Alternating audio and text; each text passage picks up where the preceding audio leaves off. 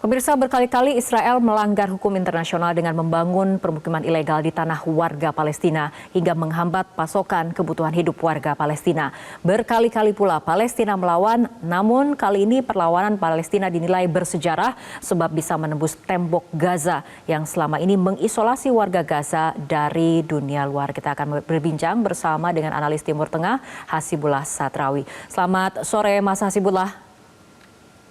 Selamat sore Mbak Fitri, apa kabar? Baik Mas Hasibullah. Mas Hasibullah, Israel Palestina ini kan saling berbalas serangan mematikan. Menurut Anda, apa yang membuat untuk kali ini eskalasinya meningkat tajam hingga Hamas bisa menembus tembok Gaza? Iya, terus terang sampai hari ini operasi militer yang diberi nama oleh Hamas dengan nama Topan Al-Quds ini masih menjadi perbincangan semua ahli, semua pihak, termasuk para ahli militer, ahli persenjataan. Karena memang dilihat dari sejarah dan keadaan hari ini, maka apa yang kemarin Sabtu pagi waktu setempat dilakukan oleh Hamas dengan melakukan serangan ke berbagai macam tempat, baik udara, laut, dan darat, itu kemudian menimbulkan tanda tanya besar.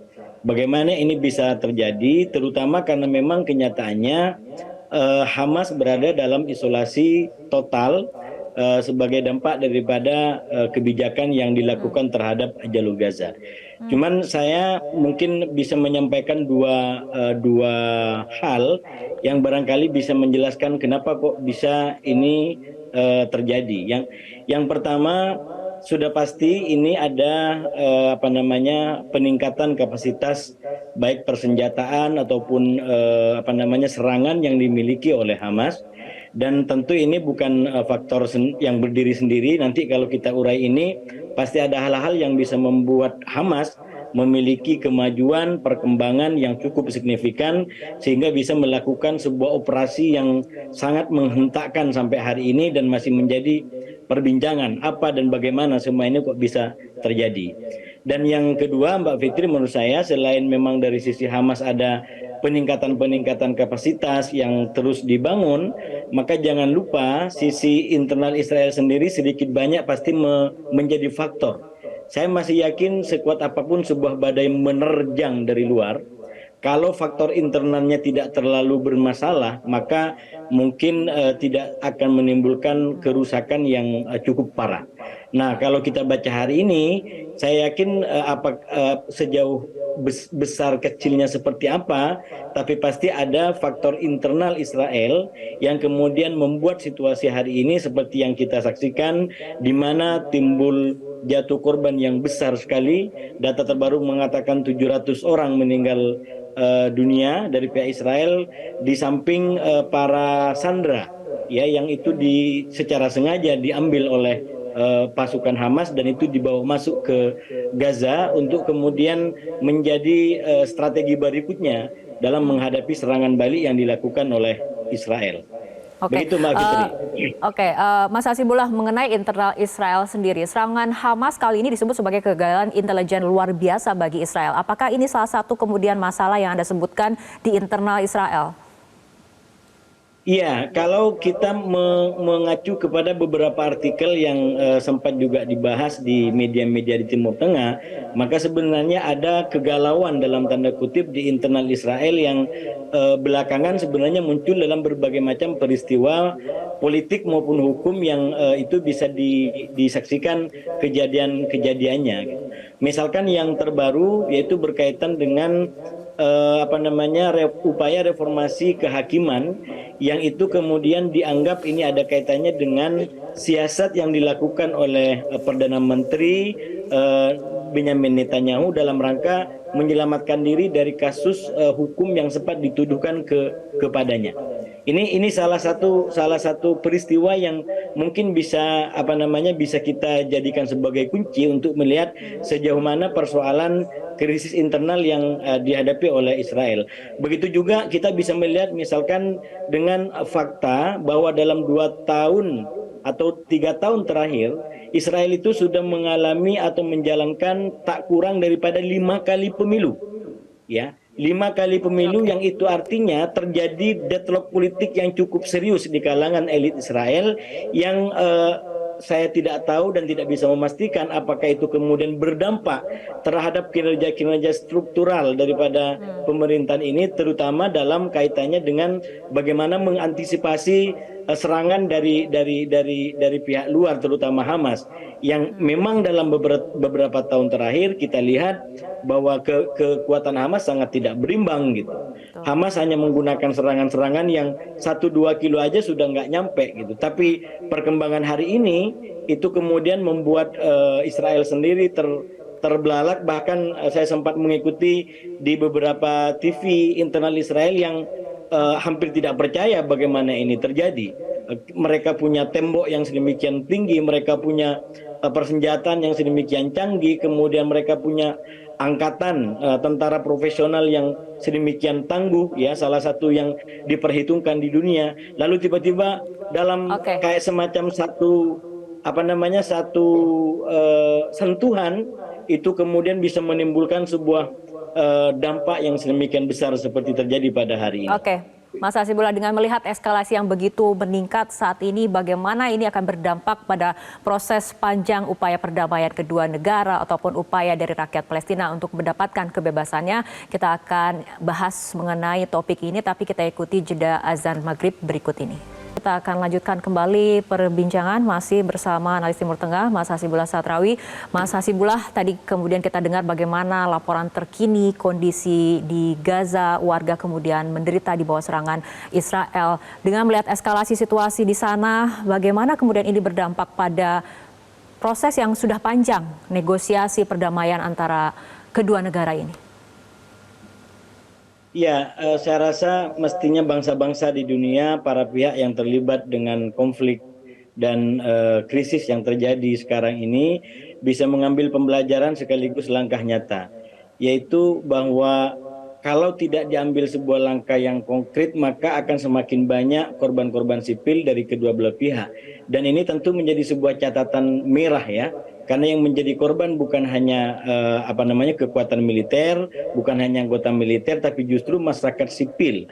Bahkan kalau kita amatin, Mbak Fitri, dalam beberapa waktu terakhir itu seakan-akan menggunakan masyarakat sipil atau melibatkan masyarakat sipil jadikan sebagai tren dalam upaya kedua belah pihak untuk mencapai tujuan masing-masing. Karena itu sering kita melihat belakangan tentang meningkatnya konflik di antara warga Israel dengan warga Gaza, terutama di perumahan-perumahan tertentu. Ini terus terang perkembangan yang sangat tidak menggembirakan, karena akan semakin banyak timbulnya korban daripada kalangan sipil. Nah, maka sudah semestinya menurut saya negara-negara di dunia mencoba untuk membebaskan diri dari keberpihakan yang selama ini dilakukan. Misalkan hari ini itu kan masih responnya terjebak dalam keberpihakan yang berbeda. Negara-negara yang mendukung Israel, misalkan, dia menggunakan diksi Israel memiliki hak untuk kemudian menggunakan apapun yang digunakan dalam rangka membela diri. Jadi hak yang digunakan adalah hak untuk membela diri. Nah, sementara dari negara-negara yang mendukung Palestina menggunakan diksi perjuangan rakyat Palestina harus diberikan dukungan dalam rangka mendapatkan hak kemerdekaan. Jadi seakan-akan di antara hak kemerdekaan dan hak membela diri itu adalah sebuah pertentangan. Padahal ini sebenarnya sebuah kondisi di mana negara-negara belum mengambil sikap dan langkah yang konkret untuk bagaimana ini disatukan dalam sebuah formula. Kalau di dalam perundingan-perundingan yang sudah terjadi selama ini dikenal dengan kata kunci two-state solution. Jadi bagaimana Palestina bisa merdeka. Nah, ini kata kuncinya. Mestinya seluruh negara ini, termasuk yang mendukung Israel, bisa mengambil langkah konkret dukung kemerdekaan Palestina agar perdamaian Israel itu bisa terwujud. Nah, di sini berarti negara-negara yang selama ini mendukung Palestina juga memberikan komitmen bahwa Israel akan diterima di negara-negara di Timur Tengah sebagai sebuah realitas politik. Jangan lagi menggunakan retorika bahwa Israel akan dikuburkan, akan dilenyapkan dari muka bumi Timur Tengah. Nah, ini kan hal-hal yang membuat tidak menemukan sebuah solusi yang bisa diterima. Nah, oleh Baik, karena Mas itu, Hasibullah. Mbak Fitri, ya. Oke, artinya harus ada komitmen, harus ada aksi nyata seperti itu dari berbagai negara di dunia. Mas Hasibullah, tapi apabila kita melihat Oki sendiri, ini kan mengutuk pertempuran atau yang mereka sebut sebagai agresi militer Israel. Namun sejauh ini kenapa menurut Anda Oki tidak bisa berbuat banyak untuk mengupayakan adanya negosiasi, perundingan, perdamaian kedua negara? Mbak Fitri, kita harus realistis dalam melihat organisasi. Jangankan Oki yang notabene dia organisasi yang tidak punya katakanlah dukungan militer ya. Liga Arab yang jauh lebih mumpuni itu juga tidak banyak membuat terobosan-terobosan. Bukan hanya Liga Arab, kalau kita melihat hari ini bahkan PBB pun itu tidak bisa dijamin bahwa ini akan bisa menyelesaikan. Kenapa? Karena mekanisme PBB itu sudah juga ikut-ikutan terbelah di dalam mekanisme voting atau pengambilan kebijakan untuk mendukung apa atau siapa dalam konteks Palestina Israel.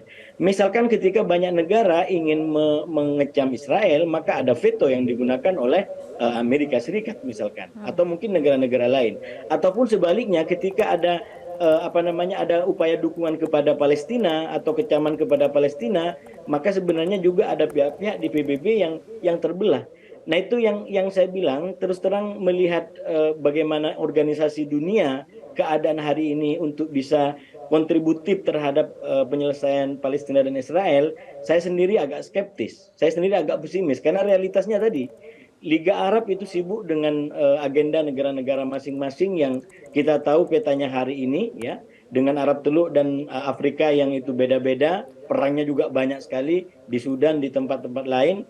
Oki yang tadi disebutkan itu memang tidak bisa menjadi sebuah lembaga yang terutama diterima juga oleh Israel. Mungkin di negara-negara Arab bisa diterima, tapi di Israel siapa yang mau mendengarkan Oki? PBB sendiri itu memiliki realitas yang tidak terlalu menggembirakan bagi adanya penyelesaian yang komprehensif bagi konflik seperti Palestina Israel ini. Oke, Mas Hasibullah, bagaimana menurut Anda dengan kita ketahui bagaimana posisi Indonesia terhadap dukungannya terhadap Palestina. Nah, bagaimana Indonesia bisa memerankan peran yang lebih aktif untuk mengupayakan tadi perundingan dan juga perdamaian dan juga mendukung two state solution ini? Ya, kalau menurut saya ini yang bisa diambil sebagai langkah nyata dan terukur. Jangan kemudian strateginya strategi yang masih reaktif. Kalau terjadi konflik seperti ini, maka akan ada agenda maraton, bukan hanya di Indonesia, tapi di negara-negara lain. Menurut saya, solusi dua negara itu harus dijadikan sebagai sebuah agenda bersama yang dirintis secara terukur dan terencana dengan baik, tahapan-tahapannya gitu, sehingga kita tidak hanya setiap saat ditontonkan seperti ini dan kecaman dari sana sini terjadi. Kalau menggunakan istilah yang berkembang di Arab itu kifaya liddumu, kifaya lil harb, kifaya liddam. Cukup semua kekerasan ini, cukup air mata ini.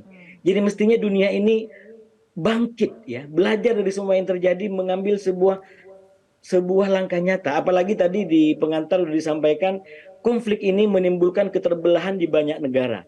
Tadi di Jerman disampaikan sebagian warganya mendukung Palestina tapi governmentnya mendukung Israel. Ini kan konfliknya di Palestina tapi menimbulkan masalah di banyak negara, dan itu bukan hanya Jerman, di tempat-tempat lain termasuk juga di negara-negara Arab dan mungkin Timur Tengah juga sama. Negaranya mungkin ingin bekerja sama dengan Israel, tapi rakyatnya tidak menginginkan itu. Jadi saatnya dunia untuk bisa terbebas daripada cengkraman ini, dilema ini.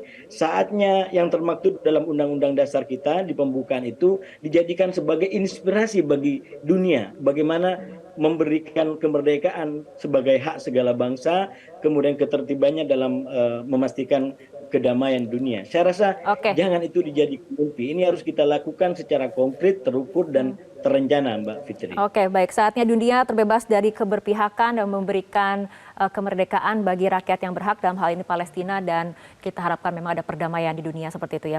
Terima kasih Mas Hasibullah Satrawi telah berbincang bersama kami malam hari ini. Jelajahi cara baru mendapatkan informasi. Download Metro TV Extend sekarang.